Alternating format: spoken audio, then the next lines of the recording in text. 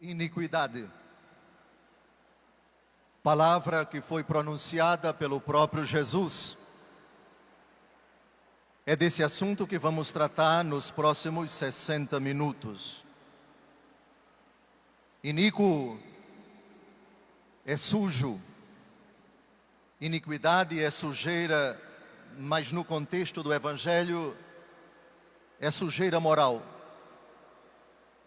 É uma das formas de se falar do pecado. Maldade da criatura. Não se trata de mera imperfeição, mas de uma realidade inteligente, livre, e as consequências do abuso, da inteligência e da vontade, entenda-se, desobediência a Deus. O tema, o avanço da iniquidade nos tempos atuais. Vamos às palavras de Jesus sobre esse assunto. Mateus capítulo 24, versos de 9 a 13. Sereis entregues aos tormentos, matar-vos-ão e sereis por minha causa objeto de ódio para todas as nações. Muitos sucumbirão mutuamente e mutuamente se odiarão. Levantar-se-ão muitos falsos profetas e seduzirão a muitos. E ante o progresso crescente da iniquidade, a caridade de muitos esfriará. Entretanto, aquele que perseverar até o fim será salvo.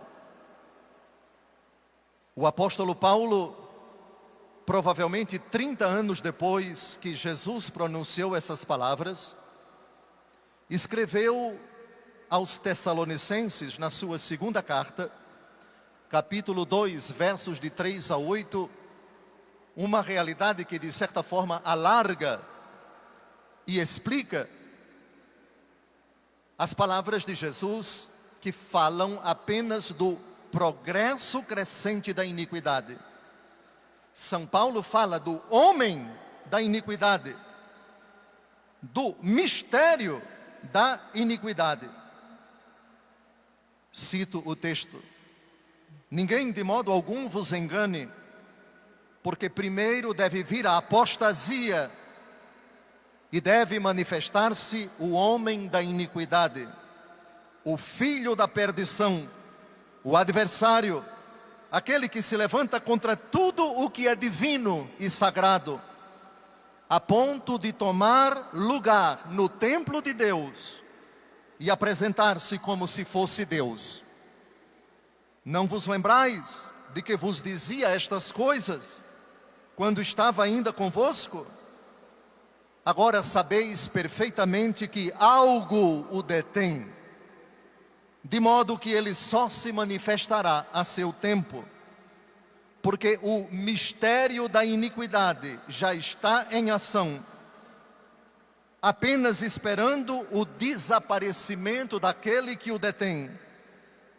Então o tal ímpio se manifestará, mas o Senhor Jesus o destruirá com o sopro de sua boca e o aniquilará com o resplendor de sua vinda.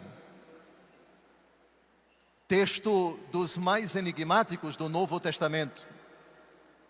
Quem é esse homem da iniquidade? Como tipificar o mistério da iniquidade? E mais, que realidade é essa que o detém?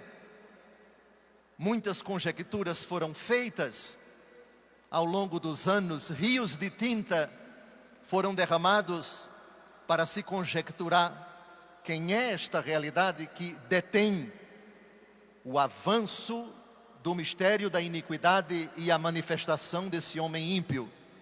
Seria a Virgem Maria? Seria São Miguel Arcanjo?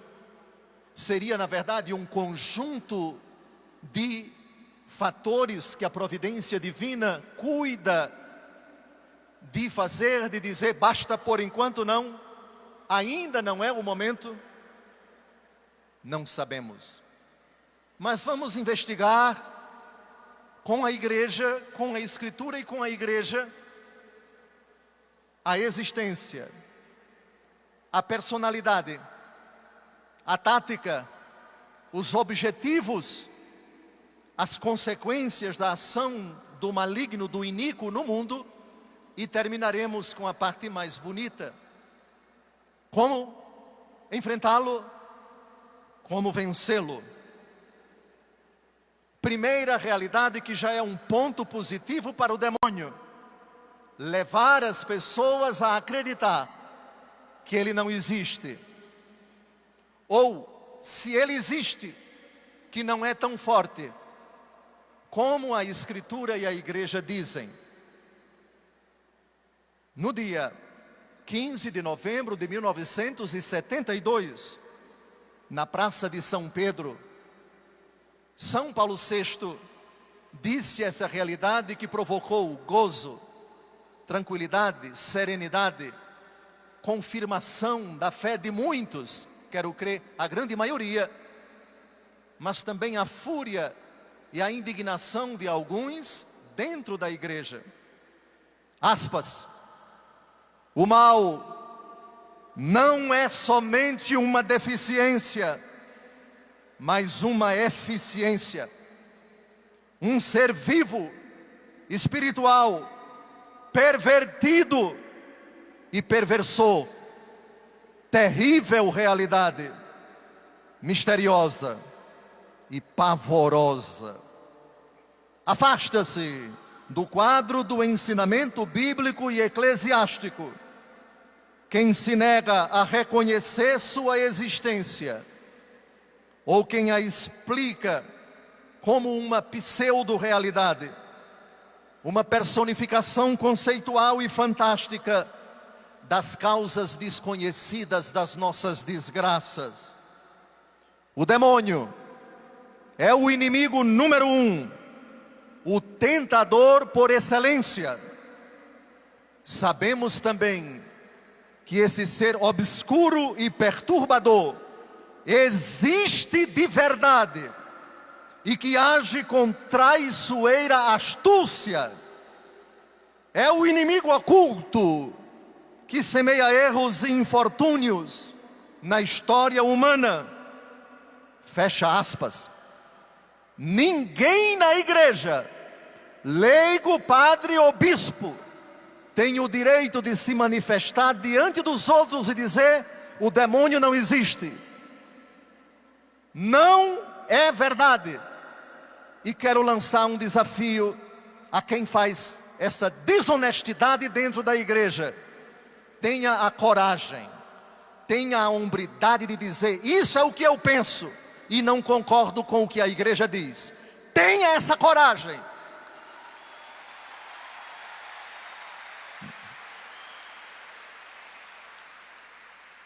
O chefe das hostes infernais no Novo Testamento tem 24 nomes. Príncipe dos demônios, tentador, mentiroso e pai da mentira, adversário, Belzebu, Belial, príncipe deste mundo, Deus deste mundo, assassino desde o princípio, dragão, Satanás ou Satã, serpente primitiva, diabo, maligno ou mau, inimigo, pecador desde o princípio, senhor da morte, poder das trevas, sedutor do mundo inteiro, anjo do abismo, Abaddon, Apolion. Ele comanda uma grande quantidade de demônios, chamados no Novo Testamento com diversos nomes, cujos principais são espíritos impuros, espíritos imundos, espíritos malignos, forças espirituais do mal e legião. Agora vamos conhecer um pouco da personalidade dessa figura pavorosa. Personalidade vem de persona, é uma pessoa espiritual, não tem corpo, imortal, não morre, dotada de inteligência e de vontade. Quando se fala na linguagem popular, fale-me um pouco da personalidade daquela pessoa. Se fala das qualidades morais dela: bondoso, honesto, decente, caridoso, humilde, estudioso, inteligente, etc. Ou o contrário, fleumático, bipolar, fingido, hipócrita, cínico. O demônio também tem um conjunto de personalidades, e elas estão todas na Escritura, e citarei apenas 5 delas. Primeira personalidade, sinal de personalidade, primeira manifestação da personalidade, característica da personalidade do demônio: invejoso. Sabedoria, capítulo 2, versículo 24. Foi por inveja do demônio que a morte entrou no mundo, e os que pertencem ao demônio prová-la-ão. Santo Tomás de Aquino define a inveja como a tristeza pelo bem alheio, vírgula, acompanhada da vontade de que esse bem seja destruído. Tristeza pelo bem do outro pode não ser pecado, quando aquilo que o outro possui é fruto do pecado. E sentir tristeza por isso, apenas por isso, não é pecado. Mas isso não é inveja. A inveja tem esse quê, que diferencia essa tristeza não pecaminosa da tristeza satânica, da tristeza diabólica. Tristeza pelo bem do outro, acompanhada do desejo de que esse bem seja destruído. Essa é a definição tomista de inveja. O demônio tem inveja de tudo aquilo que Deus fez, particularmente do homem, porque Deus não disse: façamos o anjo a nossa imagem e semelhança. Não. Façamos o homem a nossa imagem e semelhança. A inveja está por isso. Como que a dizer: Ele criou esses desgraçados que têm corpo e tem um título que eu não tenho. Eles são imagem e semelhança dele. E especificamente falando, imagem e semelhança de Jesus, o Verbo por meio de quem e vislumbrando em quem o Pai nos fez. Não há outro sentimento, primeiro, que mais defina a motivação da ação do demônio.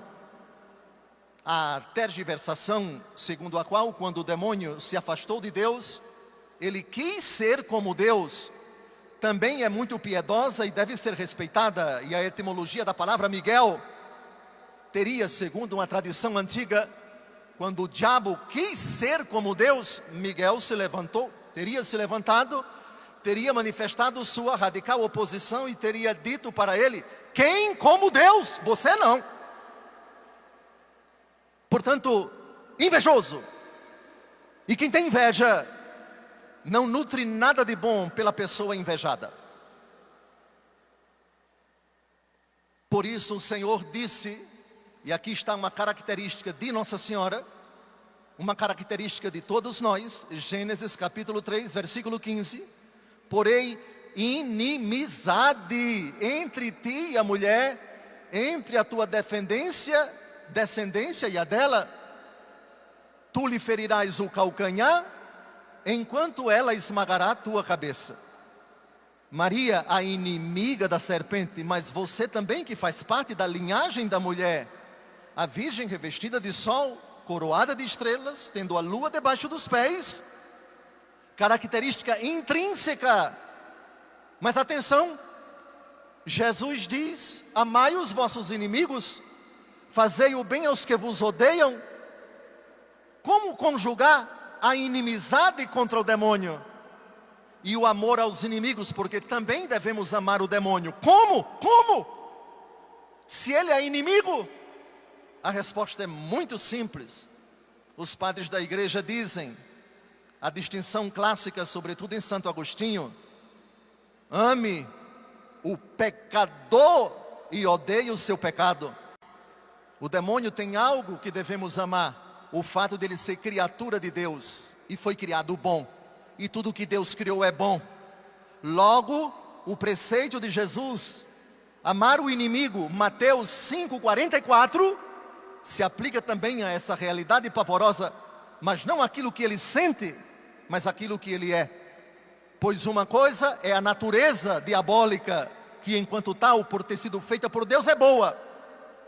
Mas aquilo que ele faz no uso de sua liberdade, suas maquinações, não podemos amar. Ficou clara a distinção? Se ficou clara, digam amém. Segundo sinal da personalidade do diabo: ódio. Apocalipse 12:12.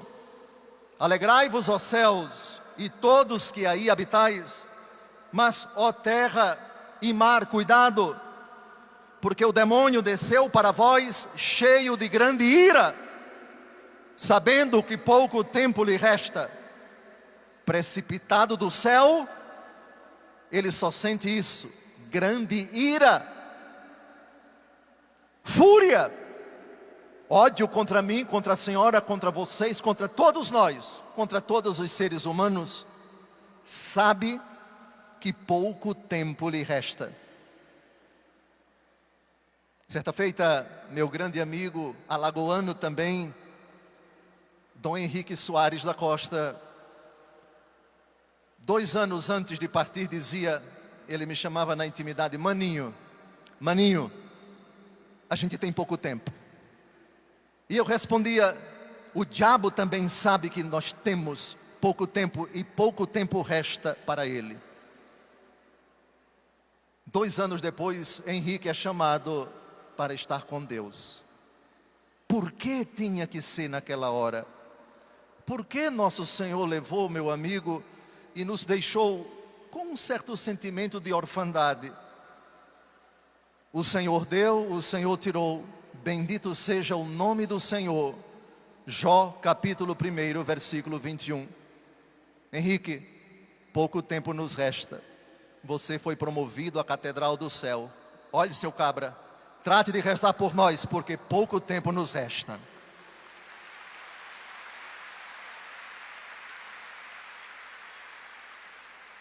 Duas características que caminham juntas. Continuemos a avançar a personalidade do diabo: homicida e mentiroso. Palavras de Jesus, João 8:44. Vós tendes por pai o demônio, e quereis fazer os desejos de vosso pai. Ele era homicida desde o princípio, e não permaneceu na verdade, porque a verdade não está nele. Quando diz a mentira, fala do que lhe é próprio, porque é mentiroso e pai da mentira. Homicida significa matador de homem. Homo, partícula grega que significa homem. Hominum. Sida é um sufixo que significa matar. Homicida é aquele que mata o homem. Homicida desde o princípio, após o ato de criação de Deus, que foi bom, por um mistério que desconhecemos. No segundo seguinte à criação, ele se rebelou. Como isso aconteceu? Como é possível que um ser bom, vindo de Deus, brilhante, chamado de portador da luz, Lucífero, o anjo brilhante, descrito simbolicamente em Isaías capítulo 14, um anjo de luz, se rebela contra Deus e se torna um furioso inimigo do gênero humano? Desconhecemos. Mentiroso e pai da mentira. Definição de mentira, também de Santo Tomás: exposição do falso com a intenção de enganar. Exposição do falso somente não é mentira, porque você pode errar. Uma criança que na escola a professora pergunta 7 vezes 7 e ela se confunde e diz que é 48, ela errou, mas não pecou.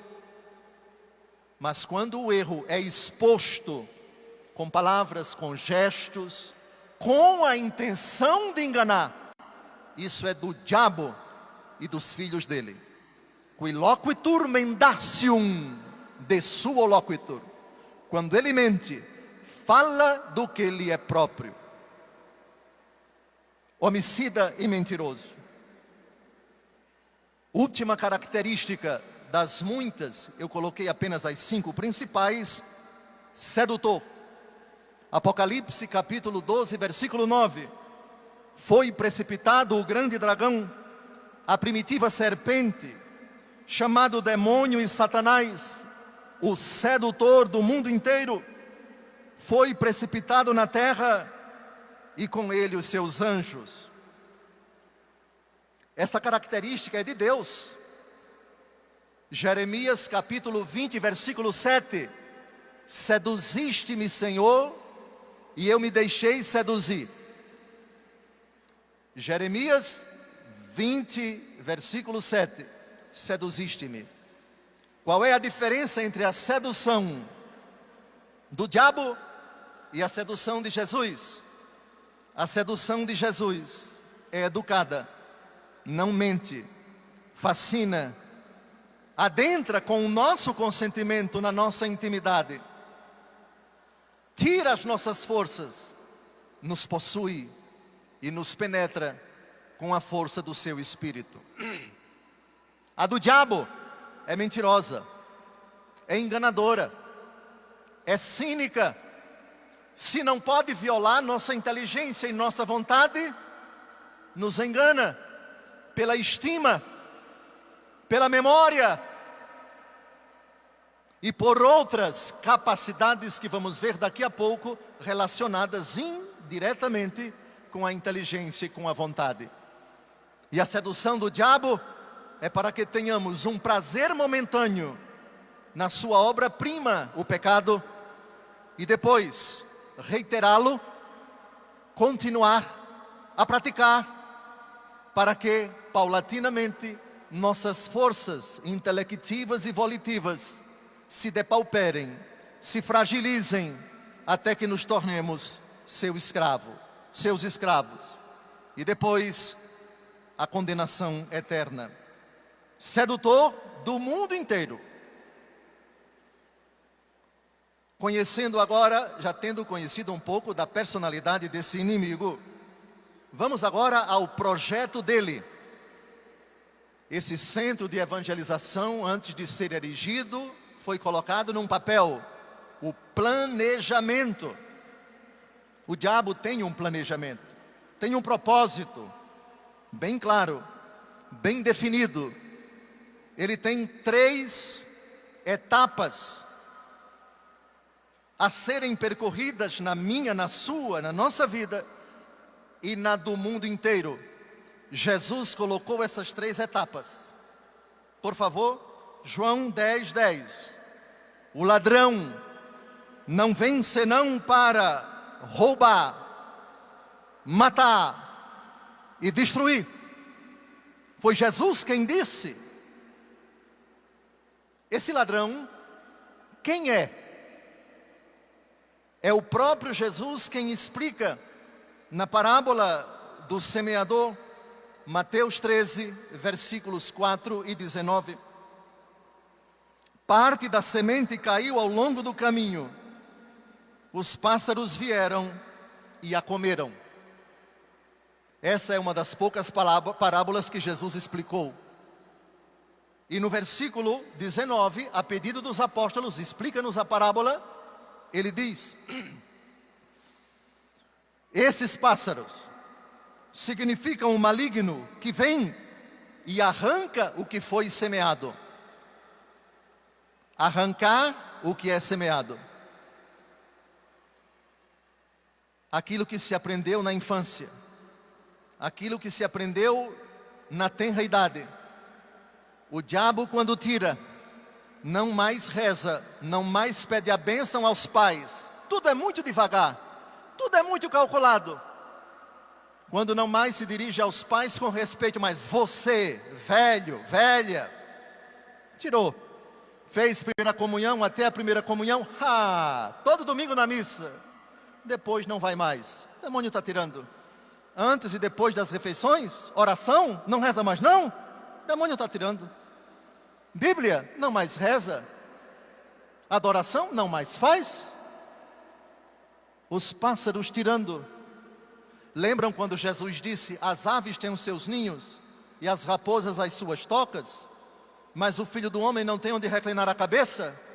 Ninguém pense que Jesus estava falando da pobreza dele. Não, eu sou pobre, eu sou um lascado que não tenho nem onde dormir.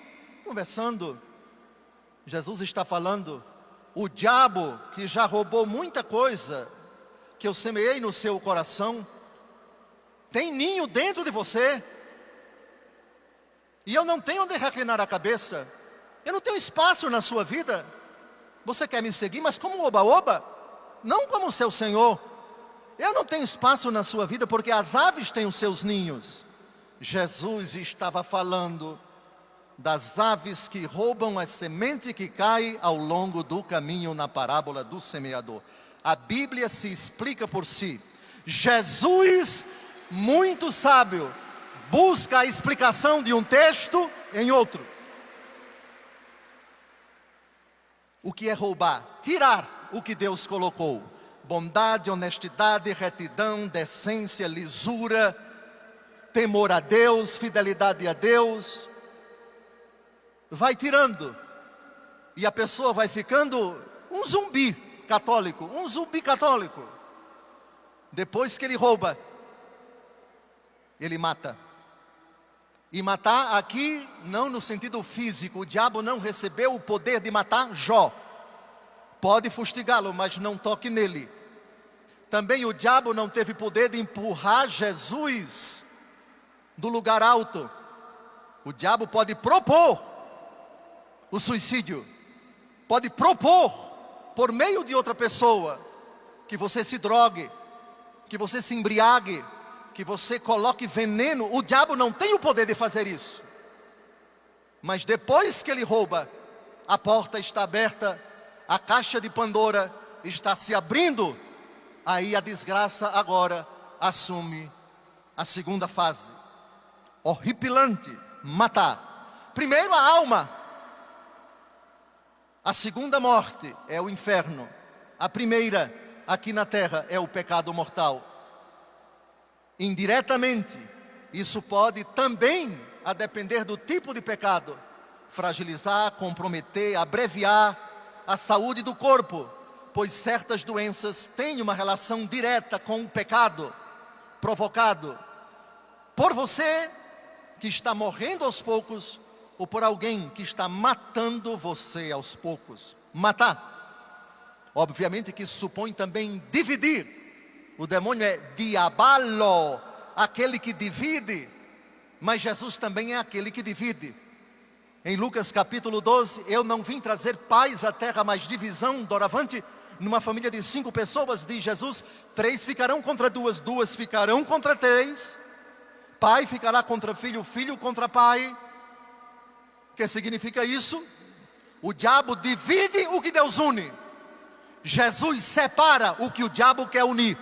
O diabo quer unir luz com trevas, vida com morte. O diabo quer dividir o seu televisor com as pessoas de sua casa. Esse é o horário da canção nova, aquele do filme pornográfico. Esse é o horário das coisas de Deus, aqui das músicas indecentes. Então vamos conviver pacificamente. Jesus diz não, esse tipo de união não. Cuidado com quem diz que família é tudo. Família é tudo coisa nenhuma, rapaz. Família unida nos ideais de Deus. Que história é essa que dentro da mesma casa o cristão vai aceitar pacificamente a imoralidade, a indecência, as agressões, a podridão? Alto lá, eu sou de Deus, eu pertenço a Cristo. Isso não admito, isso não tolero. E ela repete constantemente, como Jesus, que entrou no templo e pegou um chicote na mão. Tirem isto daqui e não façam da casa do meu pai um covil de ladrões. O cristão não quer brigar com ninguém. Por outro lado, não admite que sua fé seja ofendida, que seus princípios sejam debochados, que o seu lar seja profanado. Eu vim trazer divisão. Lucas capítulo 12. Depois que ele rouba e mata, aí vem a destruição. O esfacelamento daquilo que outrora evocava os sinais de Deus. A presença de Deus, a fidelidade, a retidão, a probidade dos costumes, a honestidade no trato do que é seu e no que é dos outros. Isso o diabo quer destruir. Agora vamos roubar, matar e destruir. Ficou clara aqui ficaram claros os passos que Jesus coloca da ação do inimigo. João capítulo 10, versículo 10. Vocês tratem de decorar a Bíblia toda, porque quando eu voltar aqui eu vou cobrar com arguição, porque a Bíblia sempre me fascinou. Os níveis de atuação do maligno. Existe um nível ordinário e existem níveis extraordinários. Primeiro nível, tentação. Tentação é a sugestão para a prática do pecado. Vimos que o demônio é tentador desde o princípio. No capítulo 3 do livro do Gênesis e no capítulo 4 do Evangelho segundo Mateus, temos a tática do demônio e os passos do demônio na tentação. Primeira palavra pronunciada pelo diabo na Bíblia, uma palavra linda. O demônio não começa a agir na nossa vida dizendo coisa feia, nem mentindo. Ele começa dizendo algo lindo. É verdade que Deus vos proibiu de comer do fruto da árvore da ciência do bem e do mal? É verdade. O demônio defende a verdade, mas com um interesse espúrio. É verdade? Primeiro pronunciamento do diabo para questionar a verdade. Questionador da verdade. É verdade? A abestada da Eva, nossa mãe, segundo a carne, aquela abiscoitada que não tinha que responder ao diabo, caiu na onda dele. Sim. Deus disse que podemos comer do fruto da árvore do jardim, mas do urvo da árvore que está no jardim, mas menos do fruto da árvore da ciência do bem e do mal. Ela dá uma explicação a quem não tem o direito de sabê-la. A pior desgraça que algumas pessoas acabam caindo nela é de responder a quem não tem o direito de saber coisas que são próprias da sua intimidade com Deus. Primeiro erro de Eva foi esse.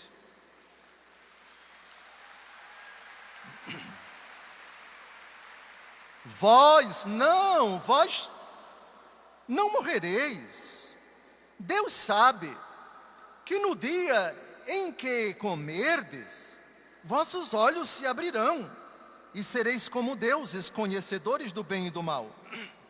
Oh não! Negou a ordem de Deus. A abestada ouviu dele e acabou acreditando nele.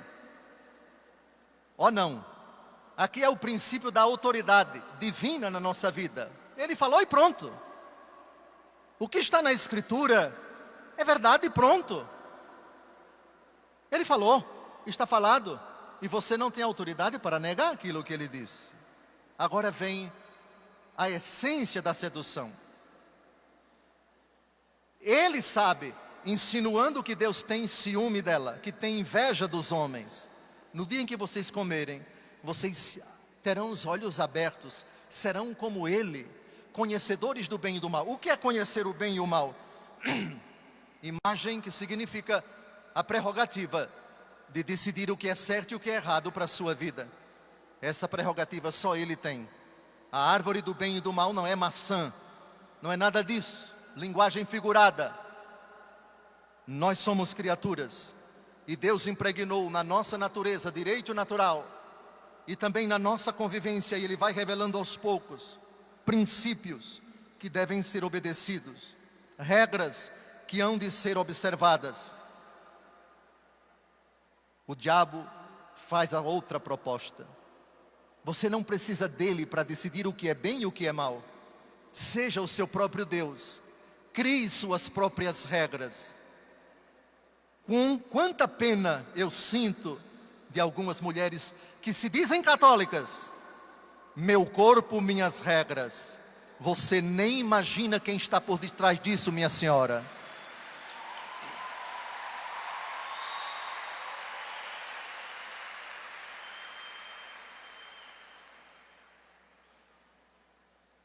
A mulher, vendo que o fruto da árvore era bom para comer, de agradável aspecto e muito apropriado para abrir a inteligência, tomou dele, comeu e o apresentou também ao seu marido, que comeu igualmente. Então a ficha caiu, os olhos deles se abriram, perceberam o mal que cometeram, viram-se desnudos, isto é, sem a graça de Deus, e se esconderam na moita. O que se segue depois, por enquanto, não interessa, porque aqui está a estrutura da tática da tentação. Agora pulemos para Jesus, no capítulo 4 do Evangelho, segundo Mateus, capítulo 4, versículos de 3 a 10. O tentador aproximou-se de Jesus. Ele vai fazer 3 tentações. Como eu disse, a primeira coisa que o diabo diz na Bíblia é a palavra verdade. E as tentações que Cristo experimentou partem todas de coisas bonitas. E explico. O diabo, primeiro, procura mostrar que você é bom. Primeira tentação. Que Deus é bom. Segunda tentação.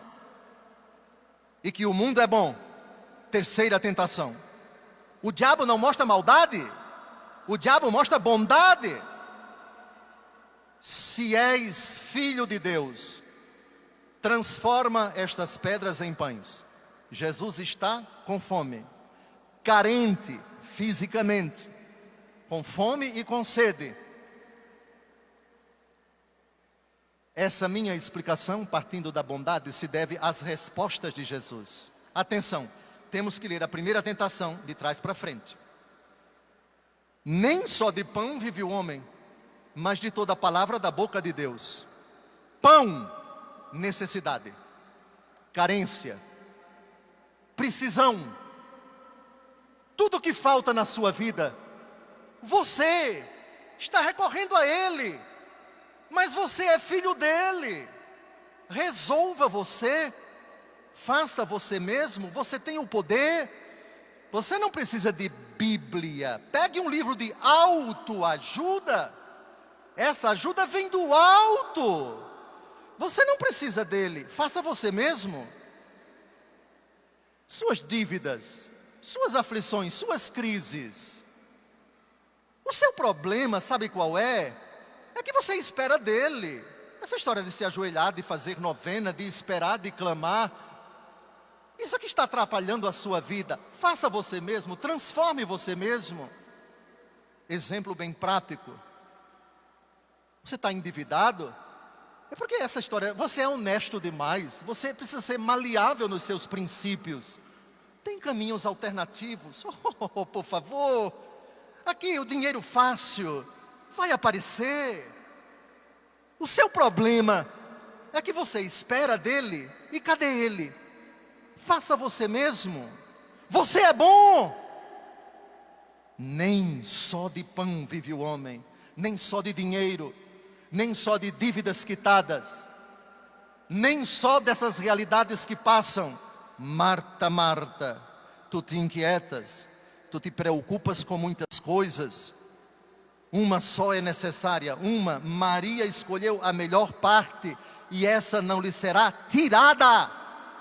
Tirada. O diabo quer tirar esse vínculo de você com ele. E para isso, ele faz duas coisas. Primeira, você tem algo bom, você tem poder, certo? Essa realidade é bonita, é importante. E você precisa. E o poder que você diz que ele tem não está agindo, resolva você. Sem ele, divórcio entre você e ele. Segunda tentação. Já que ele foi debelado, o diabo diz como alguns jovens: bom, caiu não, né? Beleza, tem mais, tem mais. Vamos a um lugar alto, por favor? Vamos a um lugar alto? Atira-te daqui para baixo. Porque eu conheço de qual o Salmo 90, o Senhor ordenou aos seus anjos que te guardem todos os teus caminhos. Aqui a tentação é muito refinada. Você tem um Deus que é poderoso, misericordioso, protetor. Não vai deixar que nenhum mal aconteça a você. Exponha-se ao perigo. Corra o risco. Faça uma tentativa. Deus vai livrar você. O político corrupto, no Brasil não tem, graças a Deus, diz, católicos, supostamente católicos, só estou falando aqui dos católicos: nunca roubei, nunca fiz isso, nunca fiz aquilo outro. Aí alguém chega e diz: não, tem um esquema de nota fria, disso, daquilo outro. Olha, até agora ninguém descobriu, não houve grampo da Polícia Federal, não houve investigação, e fulano já fez, está rico, tem fazendas, etc. Faça, Deus vai lhe ajudar. Você não é filho de Deus? Eu lembro lá no Nordeste, um paralama de caminhão: eu não sou dono do mundo, mas sou filho do dono. Olhe, certo, é verdade, mas não abuse disso não. Você é filho, mas tem limites. Expor-se desnecessariamente ao perigo, ao pecado, achando que Deus vai perdoar sempre, achando que Deus vai livrar você. O esposo que está pulando a cerca, traindo a esposa 1, 2, 3 vezes, e o diabo dizendo: tome cuidado, vá naquele lugar, etc. Porque ele vai livrar você. Ele faz 1 vez, 2, 3, quando chega em casa na ponta do pé, vai direto para o banheiro, toma banho para tirar o cheiro do rabuge lá. Aí depois, quando chega, ainda tem a coragem de dizer: graças a Deus.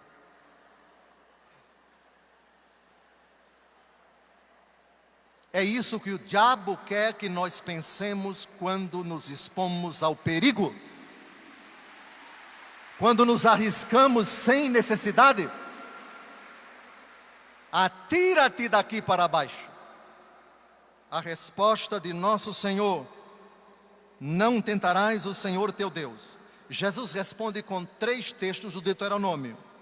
Nem só de pão vive o homem, mas de toda a palavra da boca de Deus. Deuteronômio 8:3. Depois Deuteronômio 6:16. Porque se o diabo propõe o Salmo 90, tentar com a Bíblia, manipular a Bíblia, alegar argumento da Bíblia para que você peque, Deus é misericordioso. Sim, Ele é misericordioso, não abuse. Ele é misericordioso, mas não acoita o pecado. Ele é misericordioso com o pecador, mas não com o pecado. E lembre-se, não duvide jamais. Abusar do amor de Deus é um pecado contra a religião. É tentar Deus. O diabo quer que nós falemos da misericórdia, desvirtuando-a. A misericórdia e a caridade. Mas São Paulo diz na 1 Coríntios capítulo 13, versículo 4 a 5, a caridade não se alegra com a injustiça, mas se rejubila com a verdade. O demônio então, derrotado na segunda intenção, na segunda tentação, beleza. Tem mais outra. Vamos mostrar para ele todos os reinos da terra. Dar-te-ei tudo isto se prostrando-te diante de mim me adorares.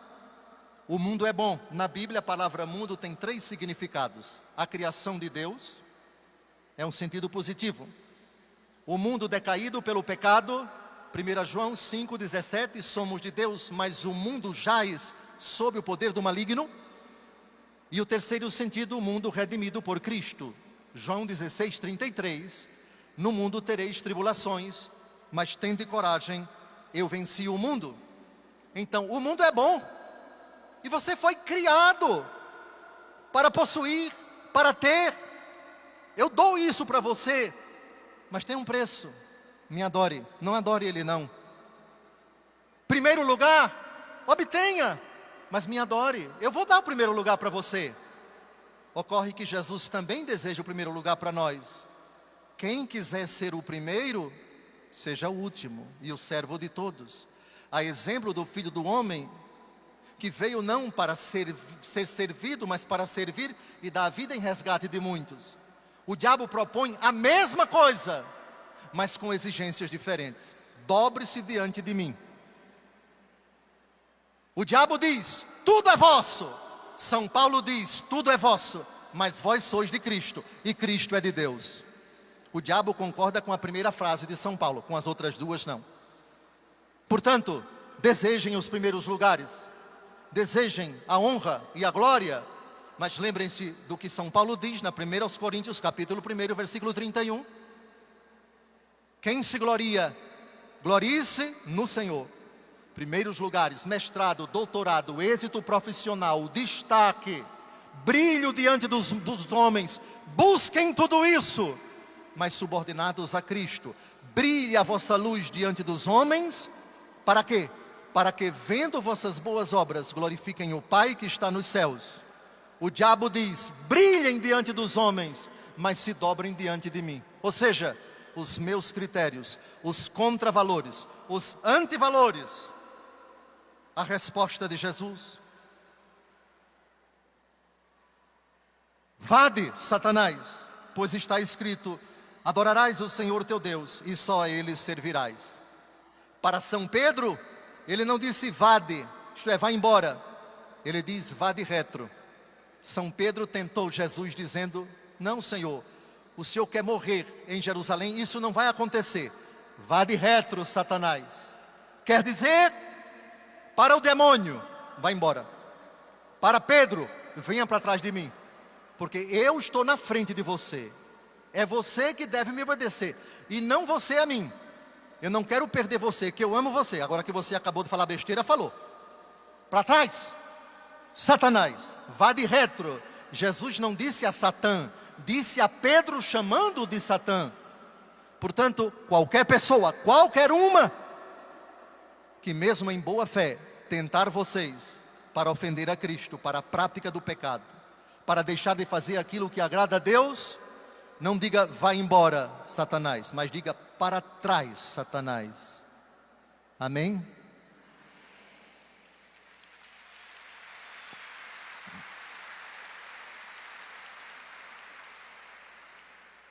Temos 15 minutos, me foi dado até 10h25 para terminar a minha colocação. Níveis extraordinários da ação do demônio. Vexação diabólica, obsessão, possessão e infestação. Vexação diabólica, vexare em latim, é causar tormento, atormentar, molestar. A vexação ocorre quando os demônios agem fisicamente em uma pessoa. Chegam a causar arranhões, cortes, golpes, chagas, queimaduras, espetadas e até fratura de ossos. Também eles fazem aparecer na pele, pelo menos durante um certo tempo, sinais, figuras, letras, que depois desaparecem. As pessoas vexadas podem sofrer empurrões por uma mão que eles não veem, podem ser jogadas por terra, bem como outros fatos parecidos. Na vexação, o demônio não se apossa do corpo da pessoa, mas apenas lhe causa sinais exteriores prejudiciais, danos físicos. Ser vexado pelo demônio não significa dizer que está possuído ou que você está em pecado. Vários santos da igreja sofreram vexações, como São João Maria Batista Vianney, como São Padre Pio de Pietrelcina. Vai depender da vida da pessoa vexada a resposta à pergunta se o diabo está tendo alguma influência moral dentro da pessoa. Portanto, ser vexado pode ser um bom sinal. Fulano deixou o pecado, está se aproximando de Deus e o diabo está irritado com isso. Ou está crescendo em santidade e o diabo está furioso, porque aquela alma antes lhe pertencia, agora não pertence mais e ele quer a revanche. Ele quer fazer com que a pessoa desanime. Cada caso é um caso, por favor. Ninguém se assuste pelo fato, simplesmente pelo fato que esteja acontecendo de vexação diabólica. Pode ser um bom sinal, mas pode ser um mau sinal, a depender de outras informações, de outros fatos na vida da pessoa que está sendo atacada no seu corpo. Obsessão diabólica. Obsessão é impertinência, é perseguição. Na obsessão diabólica não temos mais algo relacionado ao corpo, mas aos sentidos internos, ou seja, na esfera psíquica, imaginação, estima e memória. O demônio não tem autorização para chegar nas faculdades espirituais que são a inteligência e a vontade. Na parábola do filho pródigo, o filho perdeu tudo na pocilga, cujo dono para os padres da igreja é o demônio, e os porcos são os sequazes do demônio. A capacidade de entendimento continua. Na casa do meu pai há comida e abundância e eu aqui passando fome. Isso é inteligência. O diabo não tira isso. Pode tirar tudo da vida de uma pessoa, menos a capacidade de pensar, ainda que na história do pecado essa inteligência esteja fragilizada.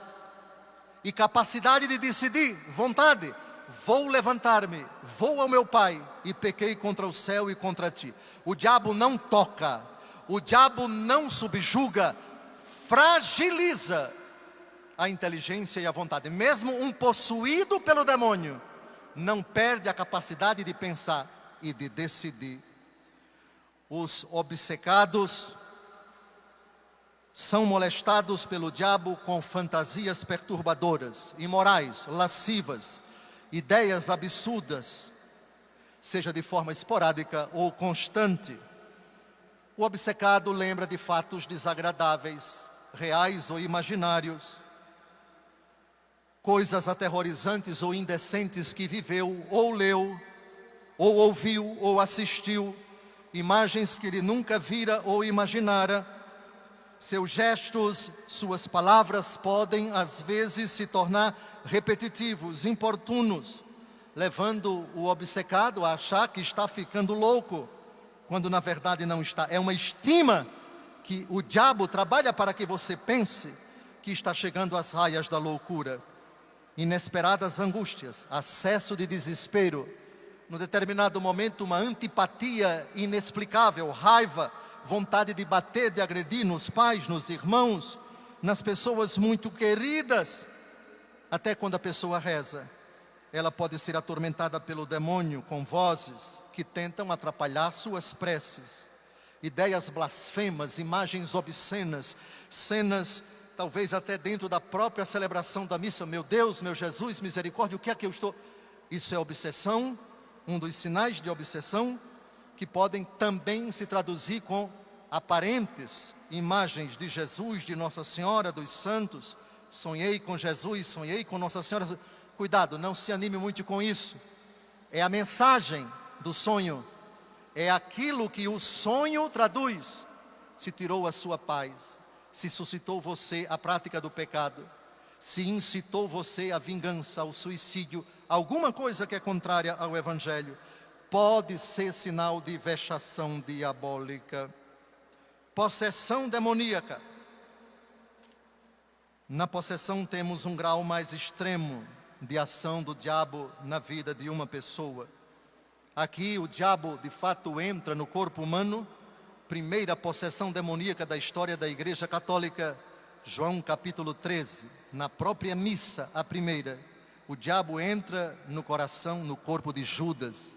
E nessa hora Jesus disse para ele: o que você tem a fazer, faça depressa.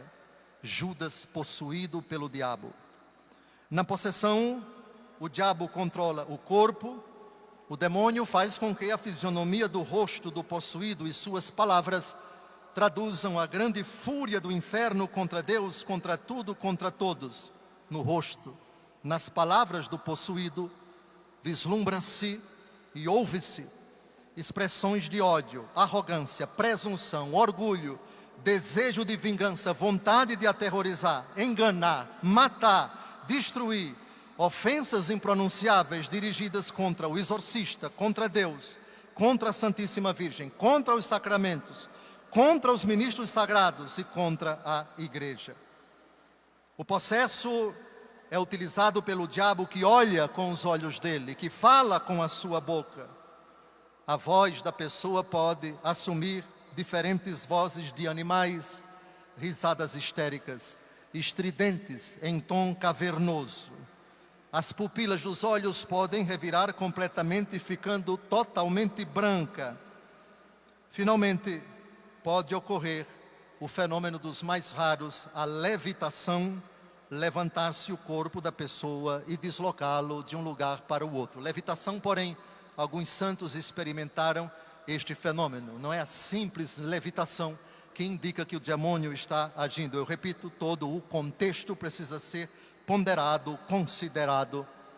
Obviamente que a igreja, muito prudente, muito cautelosa, recomenda aos exorcistas que a psiquiatria, a psicanálise e outras ciências sejam consideradas por eles na busca, na ajuda, no discernimento de profissionais desta área, particularmente aqueles que acreditam nas realidades espirituais, para que não se deixem levar, num primeiro momento, pela conclusão precipitada, que pode ser precipitada, de que esses fenômenos já são uma ação do demônio.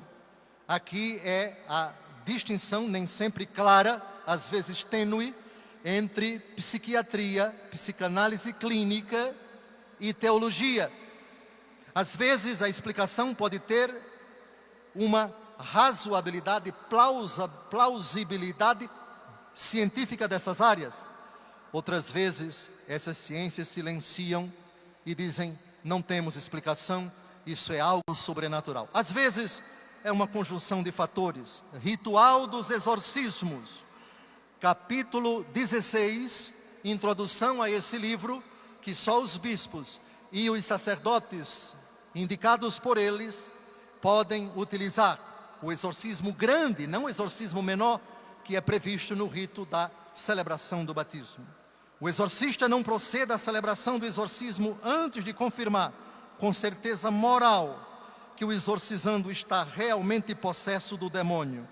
E quanto possível, com seu assentimento, segundo a prática comprovada, como sinais de possessão do demônio, consideram-se dizer muitas palavras de língua desconhecida, entender quem assim fala, revelar coisas distantes e ocultas, manifestar forças acima de sua idade ou condição natural.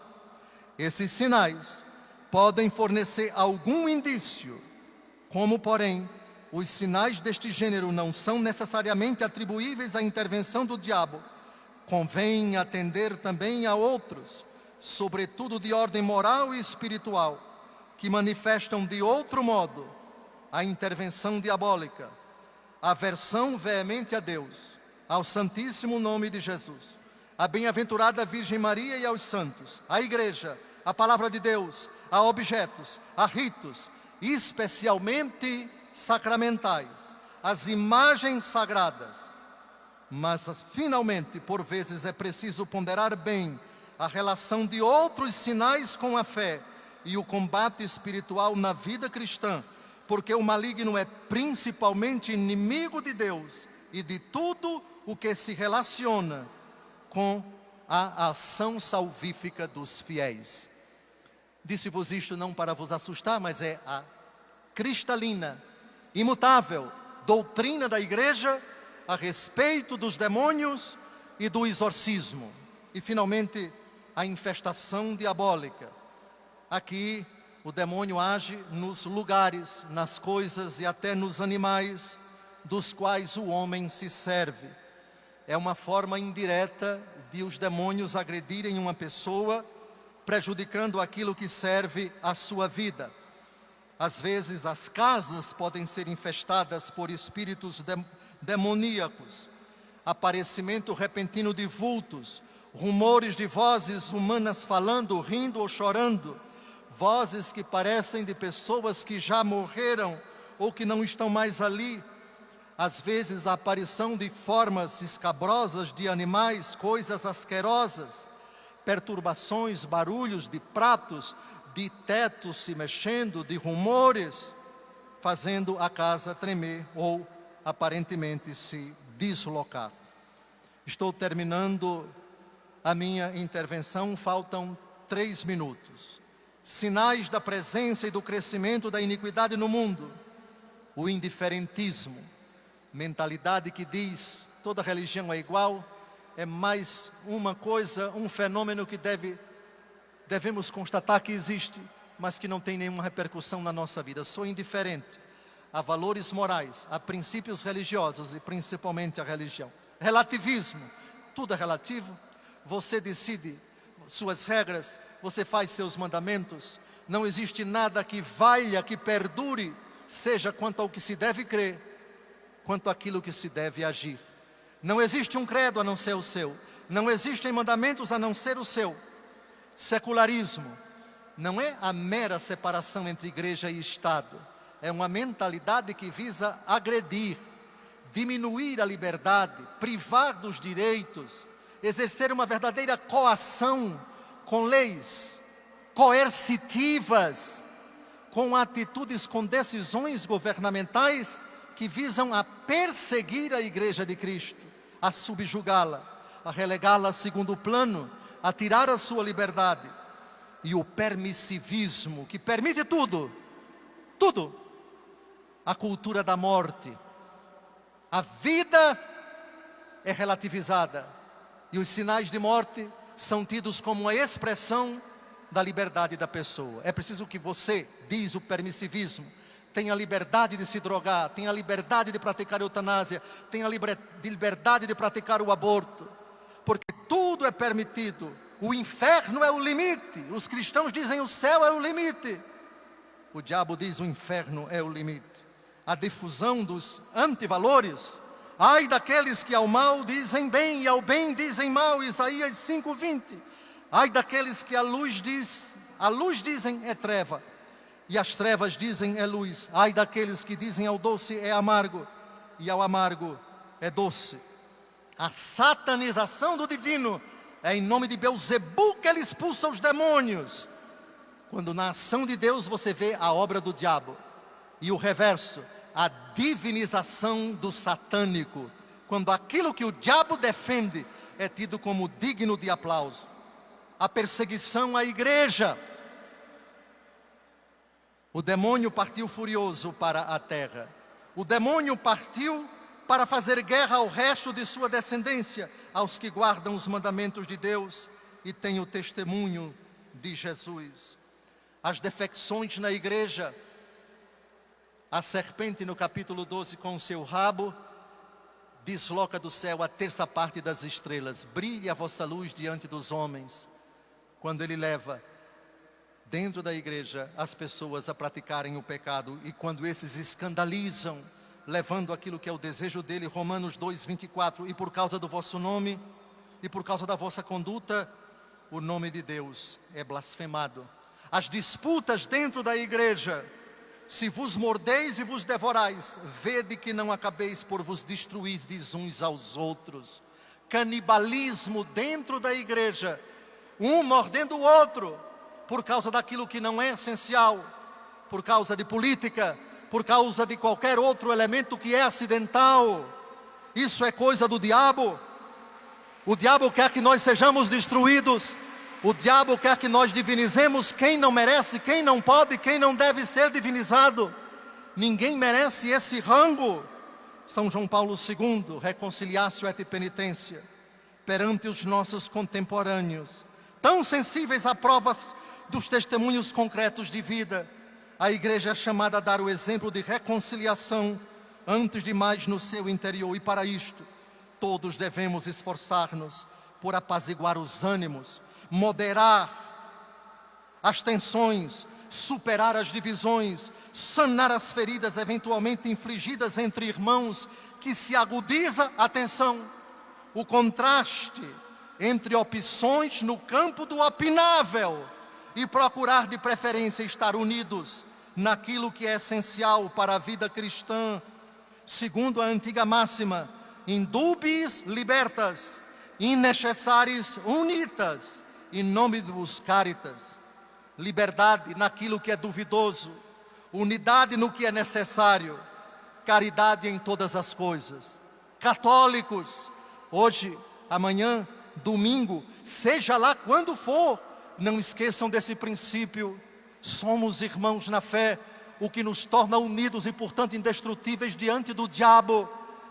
Uma só fé, um só Senhor, um só batismo, um só credo, somente uma unidade de sacramentos, em comunhão todos. Nisso não briguemos. Nas coisas duvidosas você é livre de achar que fulano vai fazer alguma coisa ou não vai fazer alguma coisa. Isso é livre, mas por causa disso não brigue, não se engalfim, não seja amundiçado, não seja um verdadeiro canibal nas coisas acidentais. Liberdade, mas em tudo a caridade, oração e jejum, sobriedade, vigilância e fé, submissão a Deus, resistência ao demônio, intimidade com Deus, purificação do coração, a armadura do cristão, vida sacramental, sobretudo confissão e Eucaristia, devoção à Santa Virgem Maria. Essas são as nossas armaduras. Não tenham medo do demônio. Ele é um atrevido que se faz passar por onipotente. Não é. Ele é um atrevido que tem suas limitações, e as limitações dele, ele esbarra diante da graça de Deus, que quando buscada e vivida nos torna inexpugnáveis. Amém!